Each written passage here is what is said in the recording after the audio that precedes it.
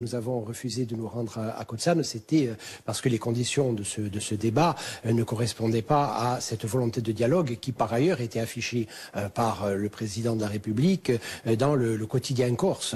puisqu'il parlait d'un dialogue pour l'histoire. Alors, un dialogue pour l'histoire, ça ne se fait pas dans un cadre pareil, avec 360 élus, avec uniquement le président de l'exécutif et moi-même invités. Les présidents de groupe n'étaient même pas invités. Les autres conseillers territorial ne l'était pas davantage, les conseillers exécutifs. Donc manifestement, il s'agissait d'un débat un peu comme ceux qu'a organisé le président de la République un petit peu dans toutes les régions de France. Et bien entendu, il ne s'agissait pas de l'ouverture d'un dialogue spécifique pour la Corse, alors que il ne faut quand même pas oublier qu'il y a presque un an et demi, les Corses ont voté à la majorité absolue, 56% des Corses ont voté non seulement pour notre liste, qui était une liste nationaliste corse, mais également pour un projet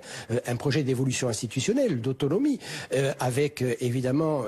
une dimension culturelle, la langue corse, une dimension économique, sociale, avec la question de la terre. Bon, et on s'est rendu compte que sur tous ces sujets, et la question des prisonniers, n'en parlons même pas, sur tous ces sujets qui ont paru suffisamment importants aux Corses pour qu'ils les valident à la majorité absolue, il n'y a pas eu l'ombre d'un début de commencement de discussion depuis presque un an et demi.